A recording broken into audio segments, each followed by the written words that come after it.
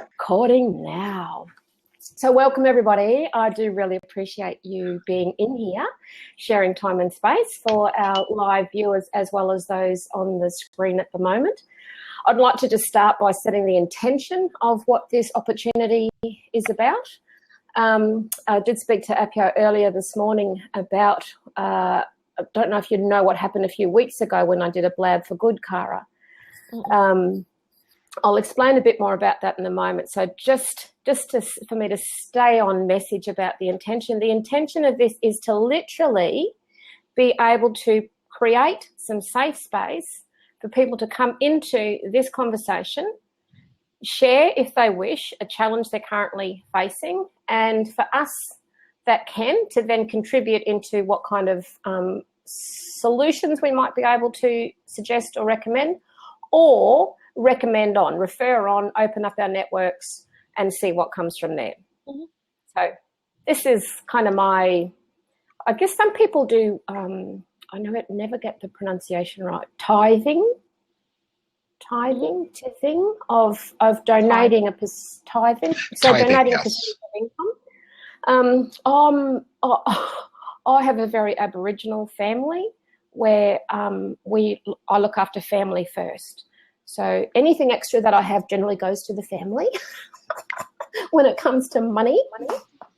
So my intention here is to donate my time and talent and to be available and be of service. So if anyone else wants to play in the space, there's some other people that came in a few weeks ago. The results of that Blab was life-changing for the person who was in the hot seat getting the support and solutions. So other than setting that intention, I have no idea what's going to arise today. What I will say is that I do like to keep on time, and I have got clients today kind of back to back. So I've got an hour scheduled for this opportunity. Yeah. Any questions? That's perfect. Make sense? Perfect sense. Beautiful. Absolutely. Good. Beautiful. So can I ask away? Please.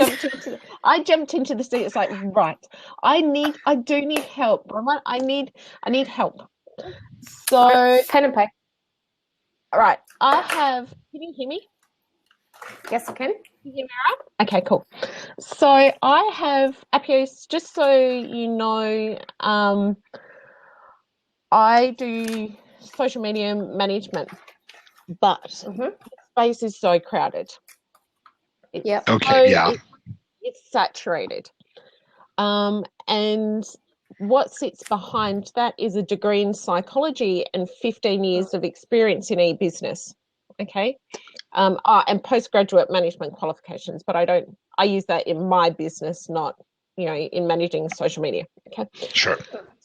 So what I'm doing is I'm moving my business into the space where I want to support social media managers and provide them insights to the psychology of the clients that they're trying to reach. So like their clients, the end game. I need help, in getting through the mentality of the social media managers that they actually don't know everything.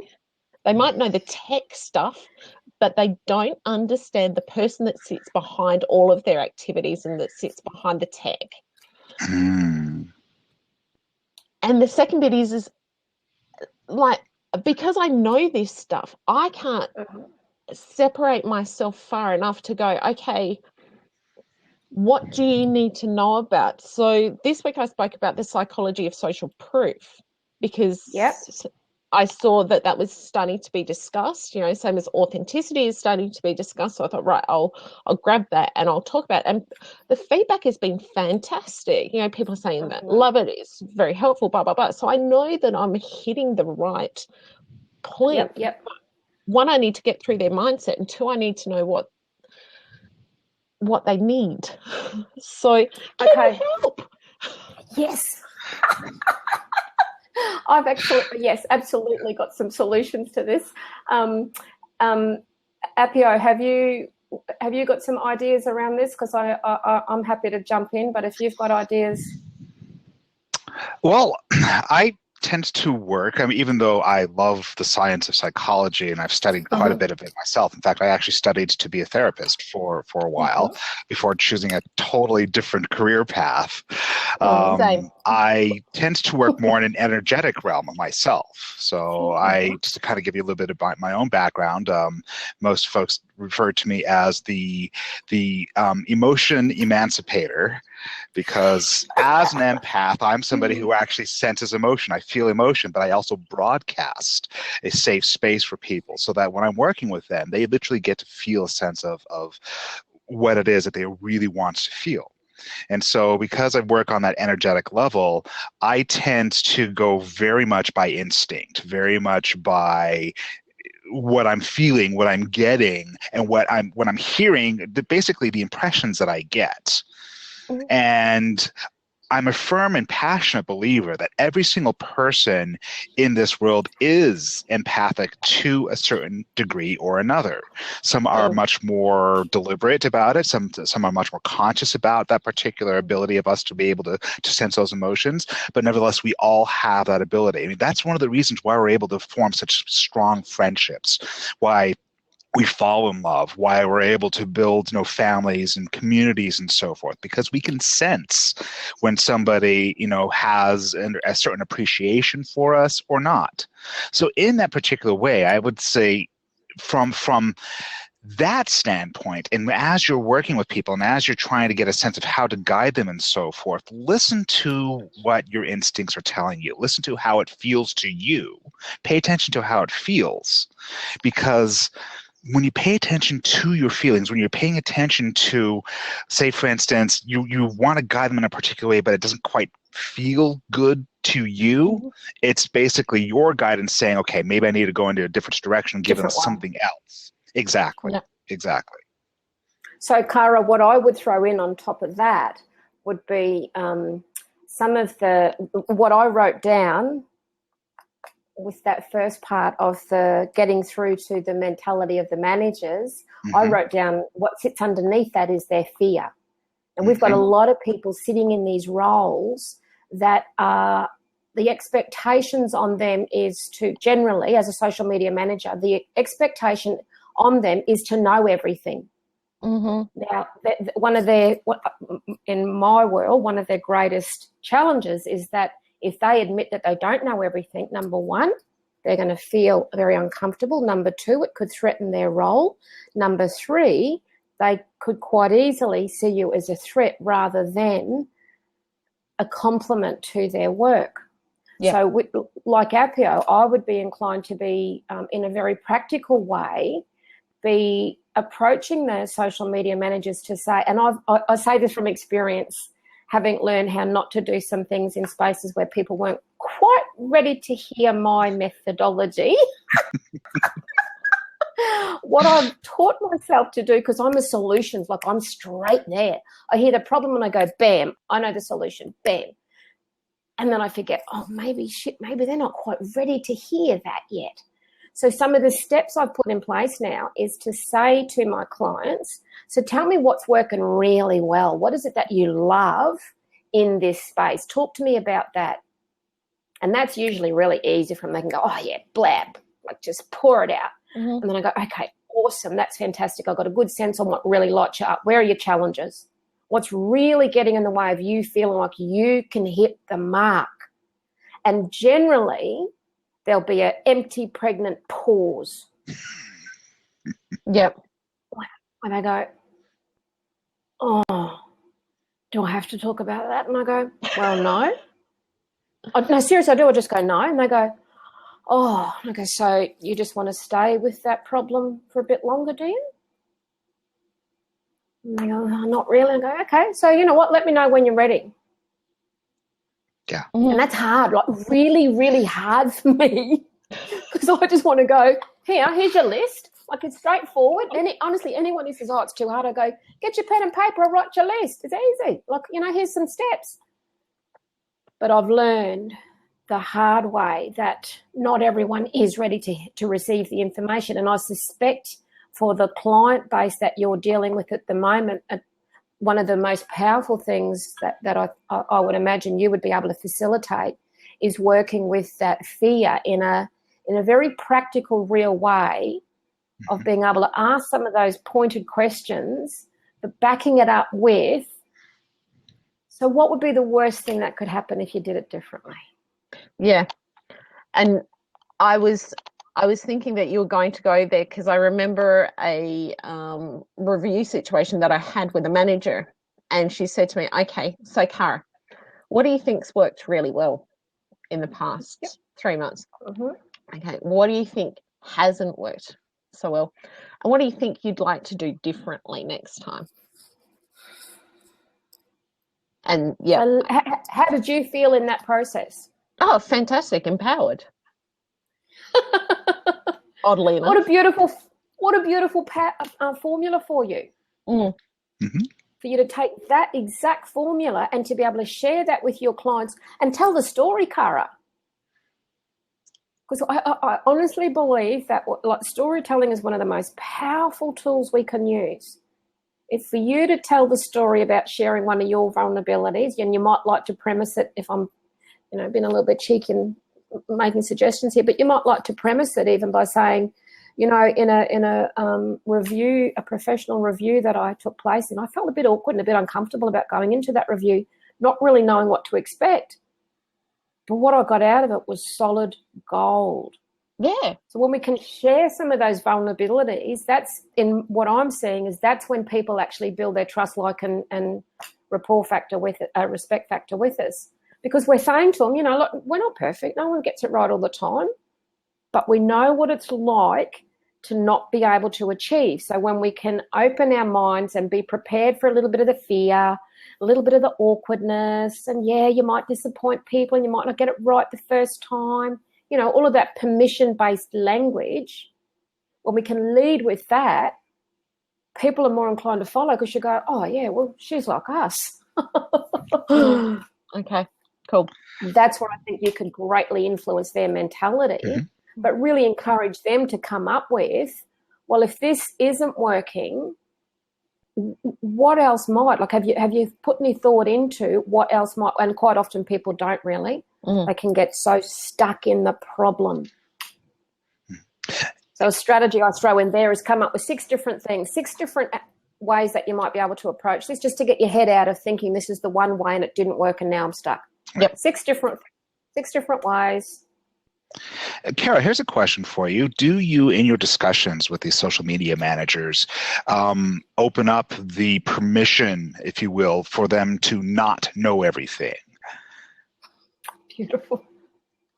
No. Oh, do that. Okay, do that. I think that is really, really important, is for them to understand that it's okay, because truthfully, almost all of us go into certain positions, especially if we're hired in the corporate world. I mean, I spent a very long time in the corporate world. And I know that one of my biggest fears, and it was the biggest fears that was shared by so many people that were around me, is I go into this because they are, they have this knowledge, and they do have the knowledge.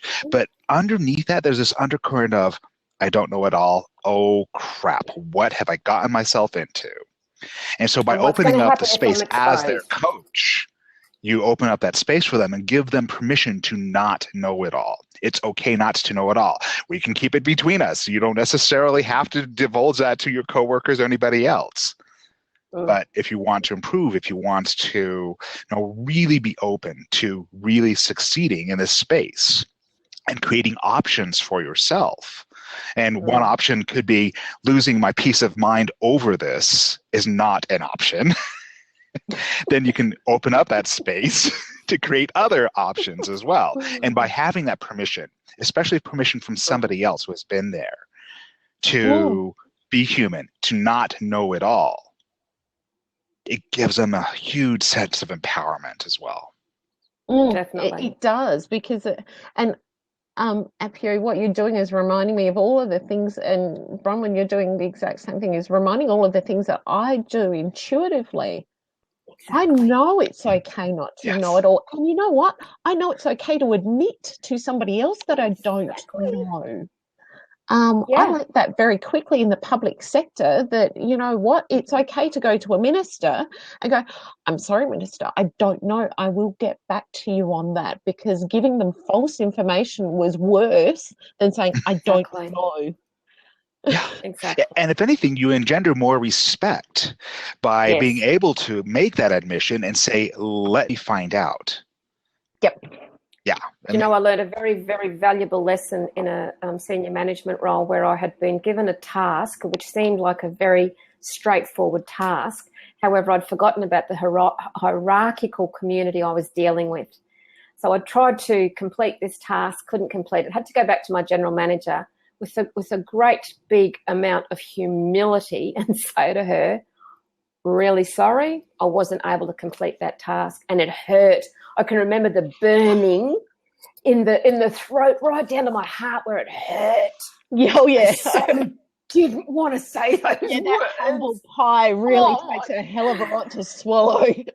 And failure and disappointment, and like, oh my God, it was a simple task. And I'll never forget the way this woman greeted me. She just went, oh, Bronwyn, I'm so sorry. She said, I should never have put you in that position. She said, that was my mistake. She picked up the phone, she made the call, she got the task completed, and she looked at me and she said, what I need you to know is you just earned yourself a whole big bucket of respect. And I went, but I stuffed up. And she said, no, you didn't. You came to me and said, I've tried my best and it didn't work. I now need to hand it over. She said, that's what I admire. And I was like, holy shit, eh? Yeah. So, Cara, has any of that been helpful?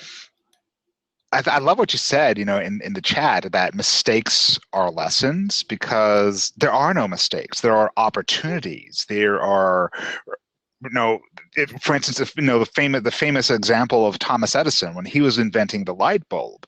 Somebody asked him, how does it feel that you failed so many times? And his response was, I didn't fail, at least according to urban legend. His response was, I didn't fail. I just learned 1,000 ways not to do it. Not to do it.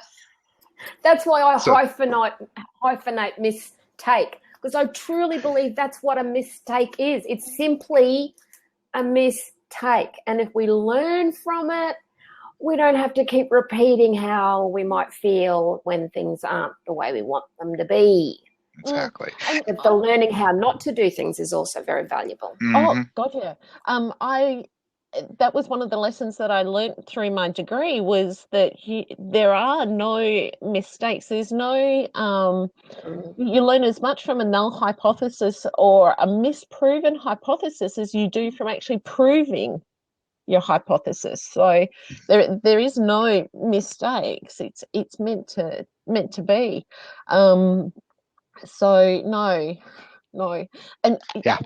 This is just it. This is what I need, is that I get so caught up in forgetting or being in what I know and what comes naturally to me, that I just can't step out of that and go, oh, okay. So can I make a suggestion? Mm-hmm. What would it be like if you were to actually write yourself for 30 days permission slips? So on day one, it might start with, I give myself full permission to listen to my intuitive intelligence. Hard. Honestly, it'd be hard. Are you prepared to do it? Yeah, of course. Because do you know what's likely to happen when you start doing that? I'll come up with the answers myself. Well, you've already got them. They're already sitting there. Yeah. You know that, and you've said that. This is all about, I honestly believe, Cara, every element of work we do, be it for fee-for-service, for the coaching work, consulting work, strategic leadership development, whatever it is, every aspect of our work when it comes to helping facilitate change, it's all informed by permission.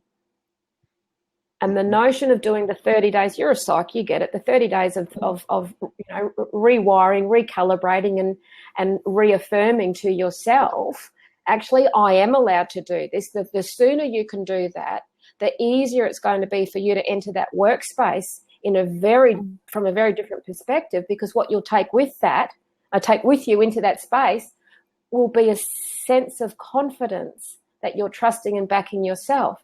And if other people aren't ready yet to meet you in that space, to negotiate around how to manage their fear so they can get better results, that's okay.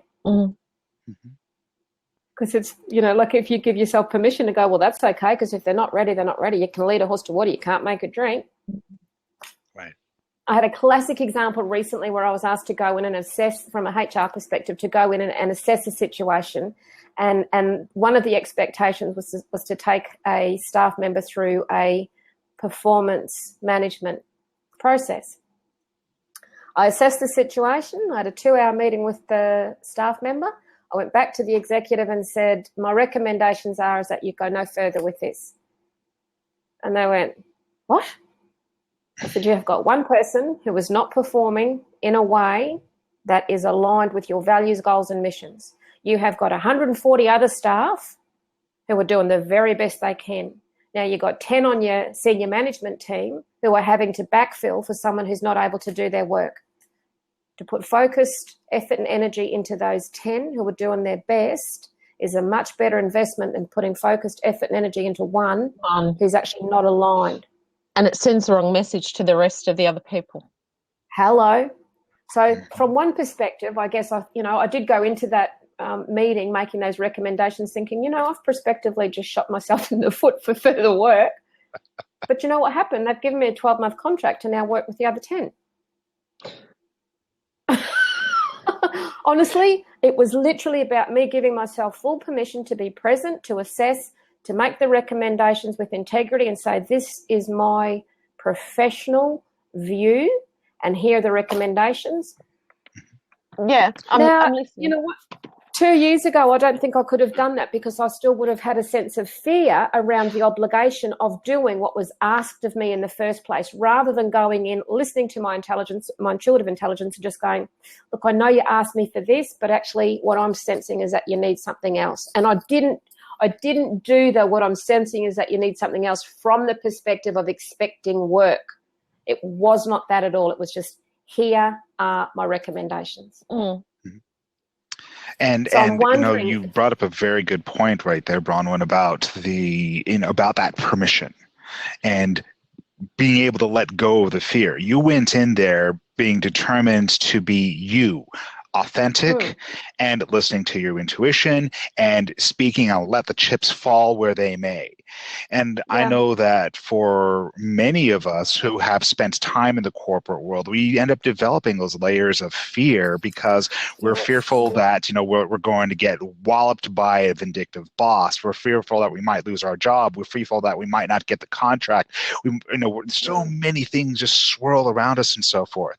And especially for those of us who have spent time studying the sciences and psychology and things like that, oftentimes there's a huge fear, especially what I've noticed, and this is what I've observed, especially in the world of psychology and therapy and so forth, is that there's so much an emphasis on the evidence-based practice that we are fearful of allowing ourselves and giving us permission to listen to our intuition. We don't have to broadcast it. We don't have to go out there and say that, this is what I'm doing. But if we listen to our intuition, we can also find ways of phrasing it in a way that falls within the parameters in which we're working. Agree. Which speaks so beautifully to that problem that you raised, Cara. Mm. Yeah. That to me is what I feel like we're being invited into this space to actually help take our organisations or our individual clients through this journey of a transactional economy into the transformational economy. I really sincerely believe that's what more and more of the corporates are looking for, because corporate cruelty is being called out. Workplace bullying and harassment's gone through the roof. We know it. And the fear that is informing a lot of people not being able to really step into their own, stand strengthen their vulnerabilities, but to actually claim their intuitive intelligence of going, you know what, maybe I can't explain it clearly for why I'm saying no to this contract, but it's a big fat no. Yep. I've been very blessed to work in organisations where I've been able to do that, and it didn't, it didn't shoot me in the foot. But not a lot of places, individuals or organisations or businesses are yet ready for that in ways that we, the language, Appio, I think is going to be really important. I think what they are ready for is some of that really frank and fearless communication around, you know what, you've asked me to come in to have a look at this, to assist in this area. I can make these kind of recommendations and these are the tasks I could set for you. But until you've got your people ready to be able to hear that kind of language and go through that kind of process, maybe I'm not the best person for you. Absolutely, because in many cases, you're also not just talking about, the top-down approach of many corporations. In some ways, you actually are going to be, you may be challenging the culture itself. And even though in your particular case, Kara, you specialize in working with social media managers, getting the word out and being able to broadcast represent the company is very much a representation of the corporate culture as well. And gotcha. Yeah. And so all of this does tie into being able to have those conversations. And the good thing about where businesses around the world are going is that they are starting to become much more conscious. They're starting to become much more aware of the language that's being used, the culture that's in there, and how they're able to just really foster that environment of communication. Even corporations that are very entrenched in old industrial age thinking are starting to move forward and really starting to embrace this idea that there is a more holistic approach to business. Yes. And I do believe, Appio and Kara, that more and more organisations, and I like to strip organisations down to, we need to remember people make up organisations, people make up government, people make up corporate, and that this whole concept of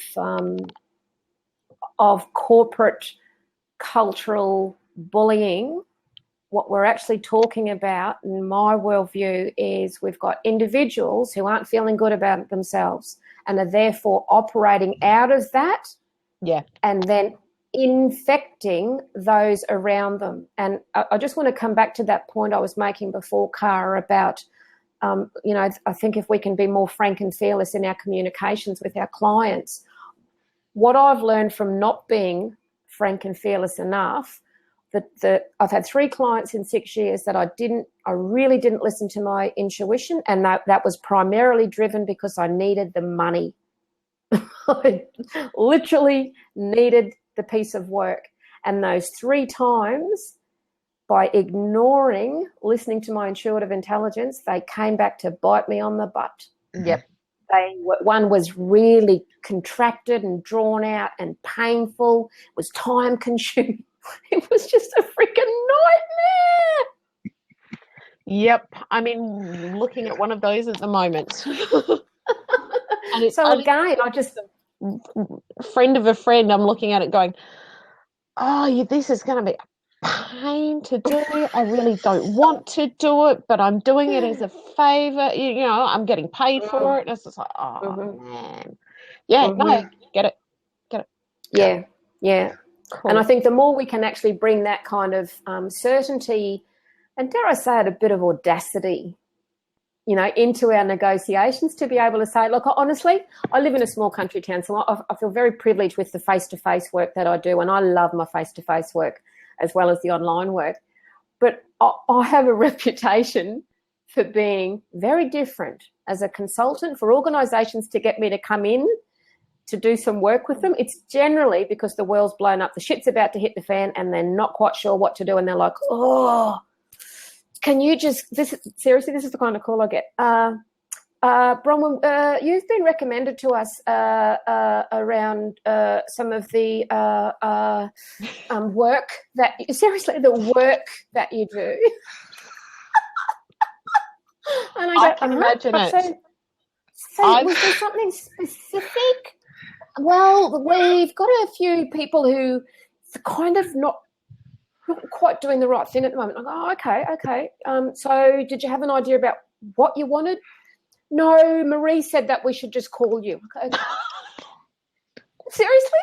That's how some really big work comes to me. It's this referral on the grounds of, and what I find out afterwards is that the conversation went along the lines of, Vicky's rung Marie, or Susie's rung Marie, going, I can't, I've got all this stuff going on, not sure how to cope with it. Oh, you should get Bronwyn Clee. Why? Oh my God, she just knows how to do stuff. And you know what it is? Because I go in saying I'm different. I don't work by the book. If you can trust my intuitive intelligence and get out of the way so that I can do the work, you'll get the results. I won't own the results, but I know I can help get you there. If that fit doesn't work for you, it's not going to work. And I've come up and I've worked at the offices in where you are. So I understand. I get it. I spent a week up there working up at the office up there, and I went, wow, this is so... Okay. I thought Adelaide was different enough. No. We are the last frontier. You are the last frontier, aren't you? That is seriously, you are... I thought Adelaide was, the gateway to the east. No.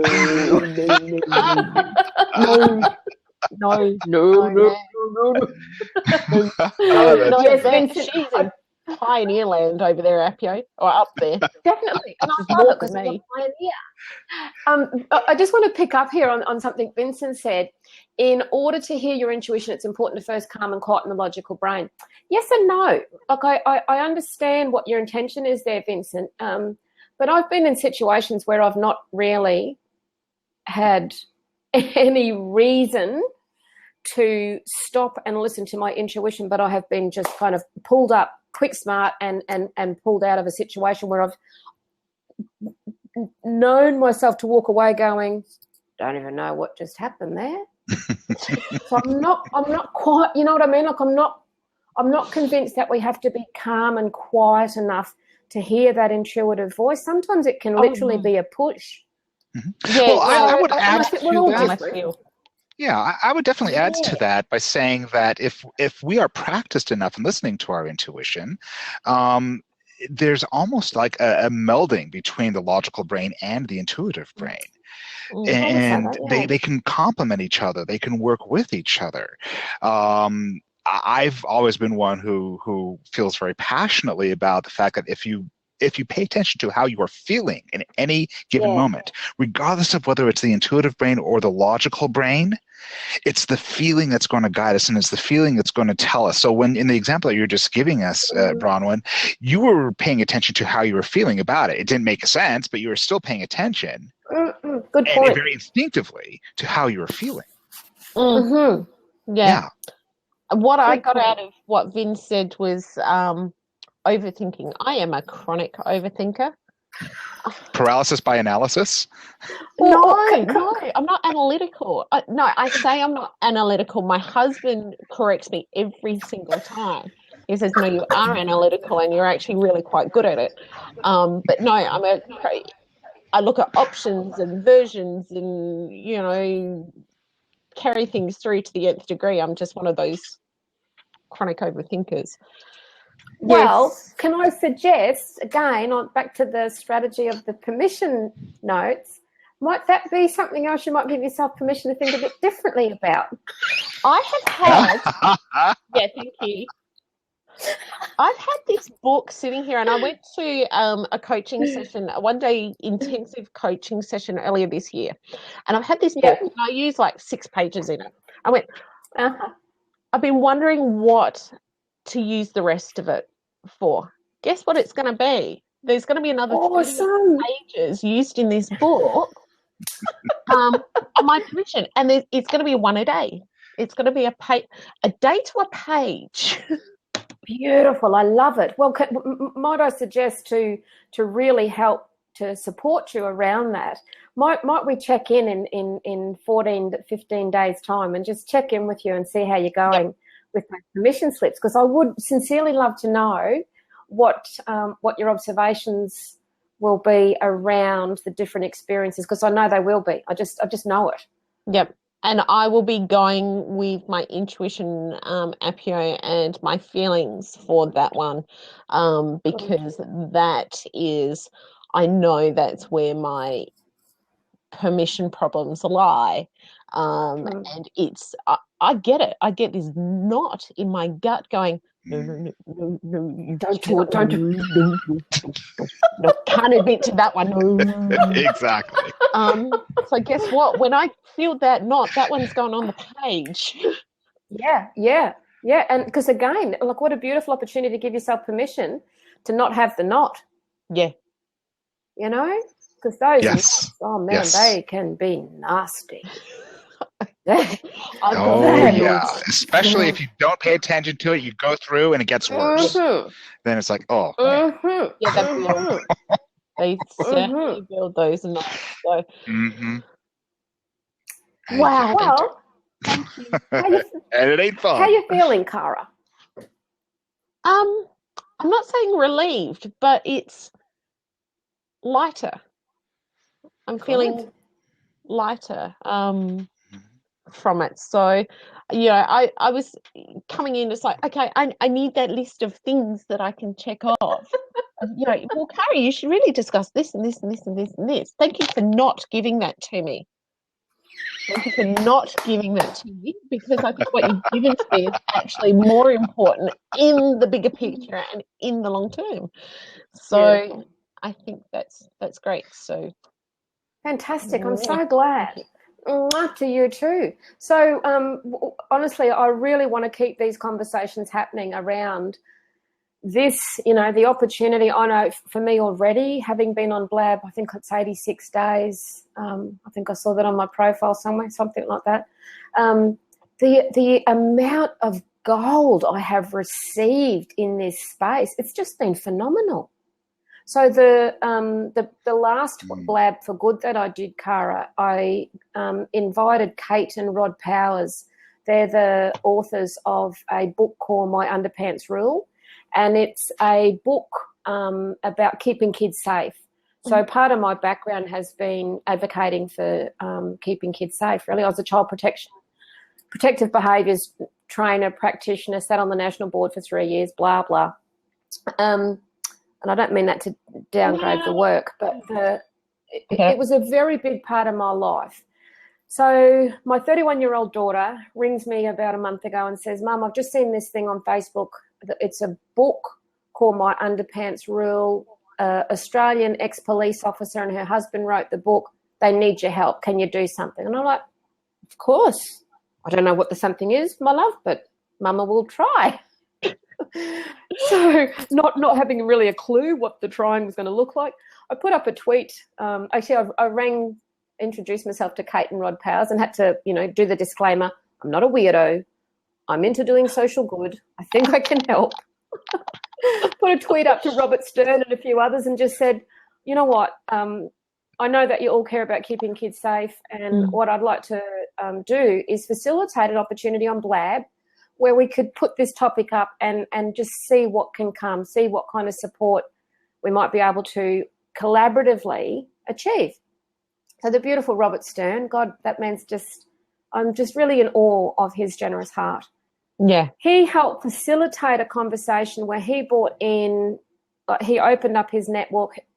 He brought in mummy bloggers from around the world.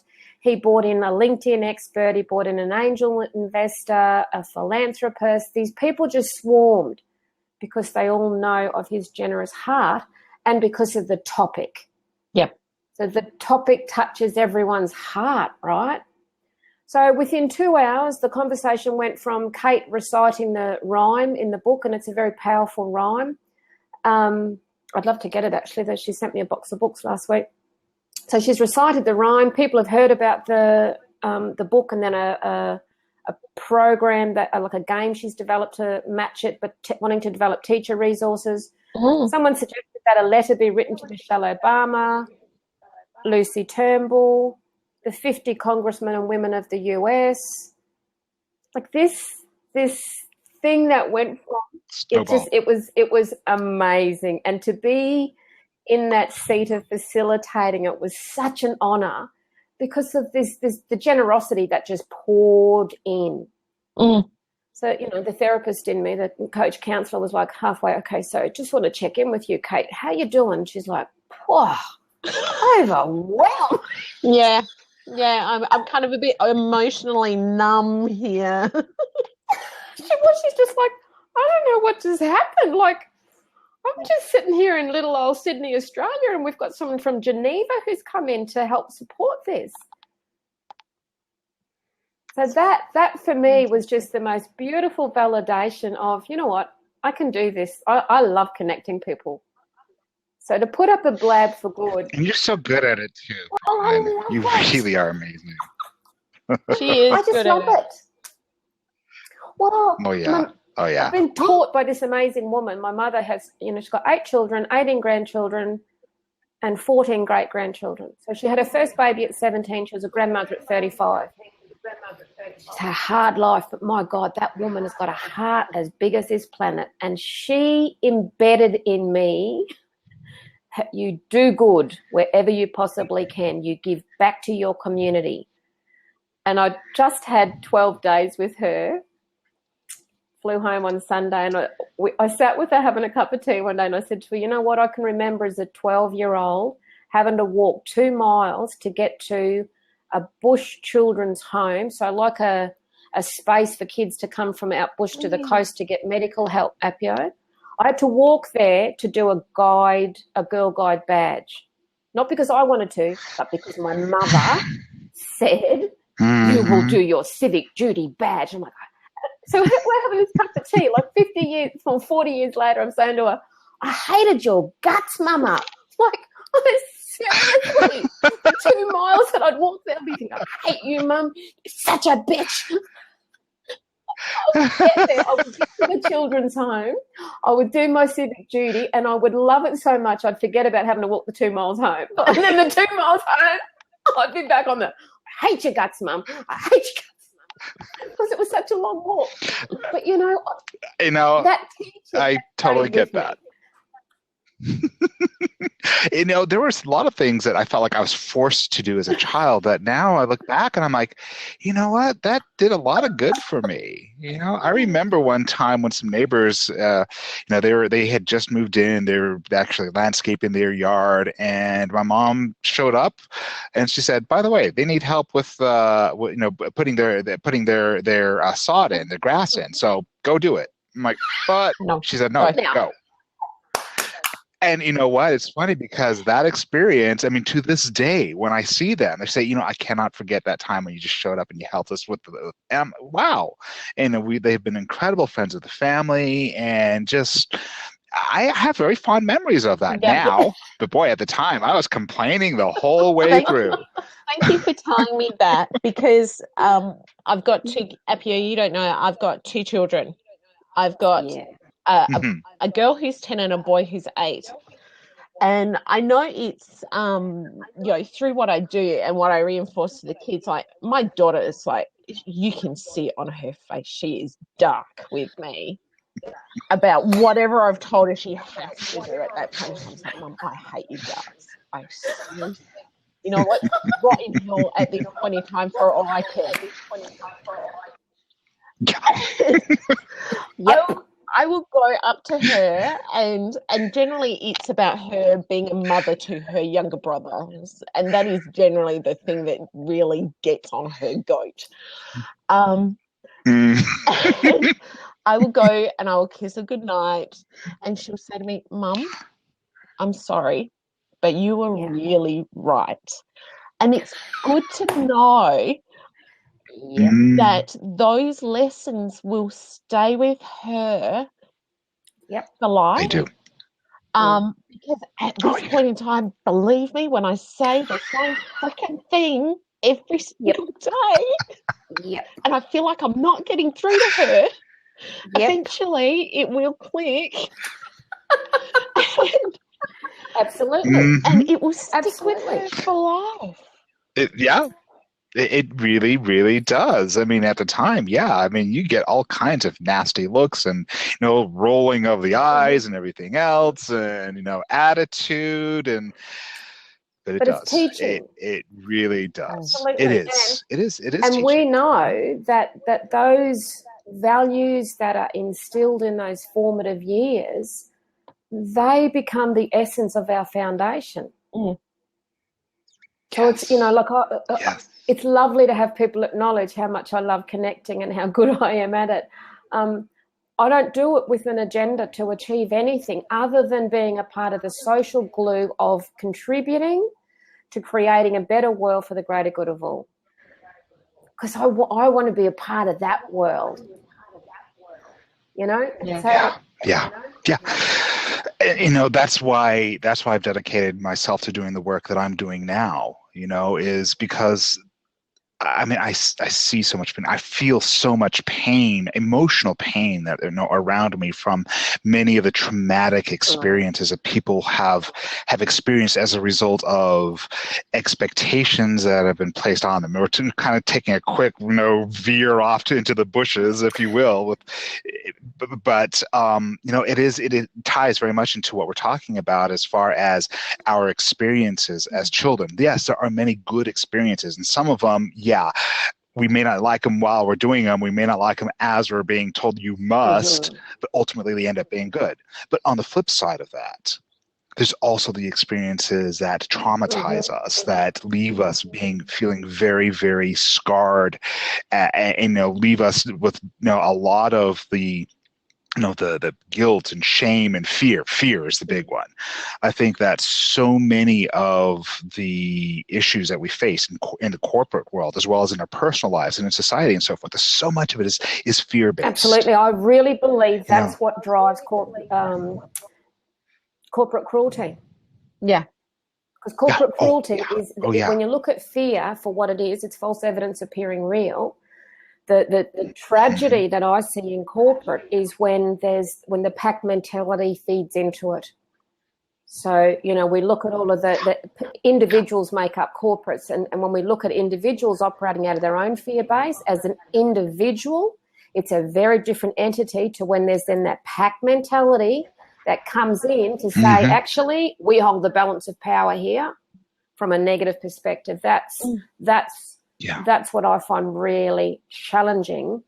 However, I do believe that we're starting to see a greater shift away from that now as more and more people, particularly those of us that have got a few life experiences under our belt, and we're going, you know what, that world's not working for me anymore. And as we make our way out and start to see the world from a transformational economy rather than the transactional, I believe that's why we're being called back into those spaces, because we can go back in with the experience that we've got and be able to then talk about with authority what it was like for us in that role, so that people then go, oh, you're one of us. Yeah. And here's the fun part, and now we'll go back into the bushes again. Well, can you hear me okay? Just got a delay. Okay. All right. So back into the bushes again, but again, tying into the whole conversation from, as an energy worker, as somebody who is very conscious and tapped into, the flow and current of emotion that's going on around me and so forth. One of the things I can say is that when, back in 2012, when everybody was going crazy about, the Mayan calendar and the end of this, the end of the world, et cetera, and, all the sensationalism going on and so forth, obviously the Maya never looked at it that way. They looked at it as the end of an era. It was the end of their calendar, but it was the end of an era. And if you would have asked anybody, of the Maya who lived there in Central America, they would have said the same thing.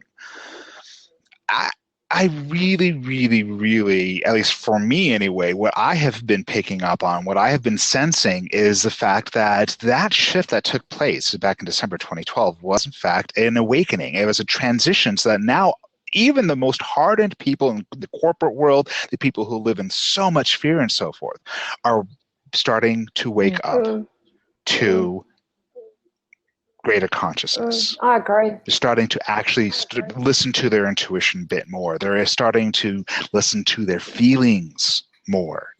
And they're really starting to get, be guided by that.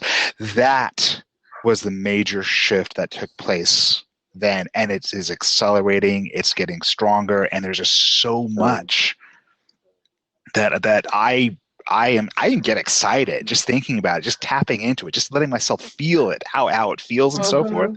There's this incredible undercurrent of people like starting to question the status quo, starting to question the old ways. And it's exhilarating. And so the new economy, instead of the transactional economy, the transformative economy instead is very much a representation, a symptom, if you will, of that awakening that's taken place. Absolutely, because the world is now, in my experience. Oh, hello, Ashley. And I think Marg Lambert's in the room. Hey, Ashley. In my experience, what it feels like, and Cara, I'd love to know your opinion on this as a fellow Australian.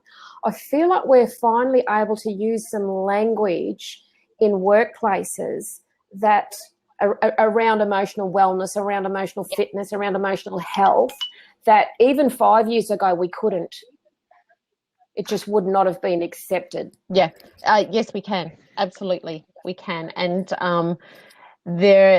there is less stigma, and it is more acceptable to talk about those kinds of things in the workplace, and it's good, and it's past due that we can actually discuss those things in the workplace. We've still got a long way to go.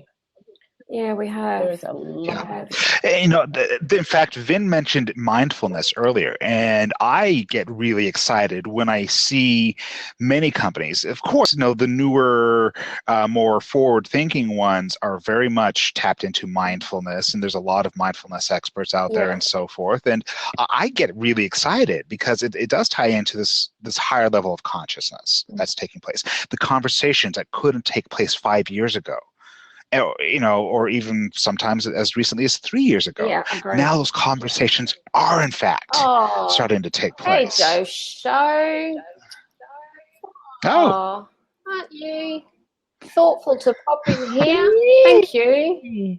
Oh, look at that. Squirrel. Fantastic. Shucks. We all need a lift every once in a while. Oh, don't we, though? Look at that. Oh, how fascinating. I've just got to try and delete them all. Gee. There we go. Yeah, well, hey, you know, that talking about being mindful. Yes. And being conscious, right? Exactly. And Joe Show, Titty Boom. Sorry, Linda, we just got bombed. Hi, Linda. How are you going? I popped in just to say that you can ban that account. Are you able to see how to do that? I have. I've done that. I'm just trying to delete all of the the messages now, the residual stuff. Also, Joe Simon, I don't know if he knows that somebody's trying to impersonate him, because the name of it was Hey Joe Show. And, you know, Joe Simon, his Joe Show may be going on right this minute. So, anyway. Okay. I may pop over there and let him know. That. But anyway, I didn't want to interrupt your Blab. I just saw that happening. I was typing something in the chat, and I saw that happening, and I thought I would just pop in. But what I was typing is I still want to interview you and your friend, Bronwyn. So, love to. Yeah, about that special rule. Yeah, please do. Well, will you send me a direct message on Twitter? Yes. Please, Linda. That'd be fantastic. Yeah, okay. Beautiful. Look forward to that. Lovely. Thank you. Appreciate that. Cara, I just on that topic of the we've still got a long way to go around helping shape and change the workplaces. I sincerely believe that it's up to us. We've all being invited back into that corporate world. I do think we've got an ideal opportunity to help influence the change from that position of sharing that, you know what, we've been where you are. We know what it's like, and I can remember feeling very confronted by others that probably knew more than me, and my fear of being exposed to not know enough was horrible. I can almost still taste what that felt like as an experience. And if someone had have been able to have come alongside of me, which I was blessed to have a couple of people made it, but for people to have, I want to say experts in a positive way, for knowledge keepers to have come alongside and worked with me from that angle of, tell us what you have been doing that's worked really well. What's that felt like? What would it take for you to be able to do more of that? Now let's look at where the challenges are. What would it feel like for that to be different? What are some of the things that you might want to do differently? I just feel like that kind of approach, those strategies would have just worked a treat. Yeah, I'm just thinking back to that original challenge that you presented to us. And, man, imagine if we could influence other decision makers to be able to start working with their teams from that kind of perspective.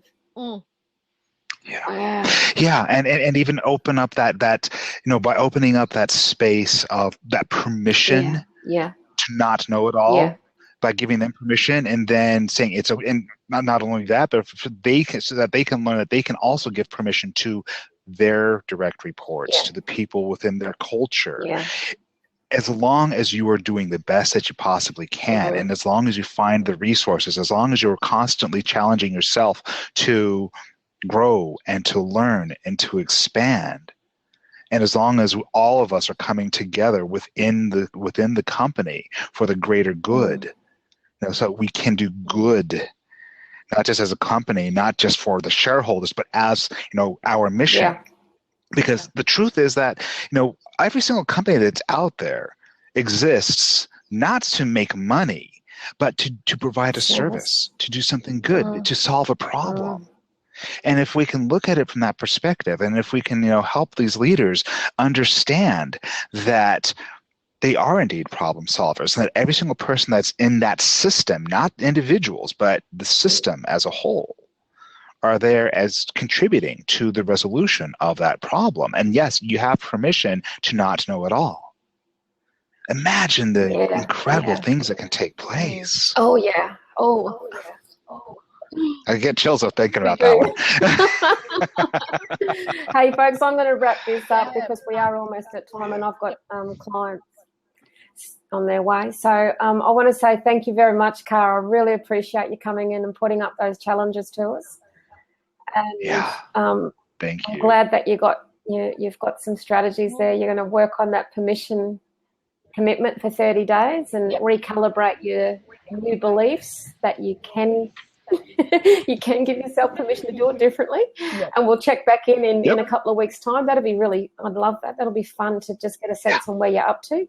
Do feel free, won't you, to tweet at Appio and I with how you're tracking on that. That'll be another kind of fun bit of public accountability for you too, if you're up for it. If I find a great big knot that I come across, I'll let you both know.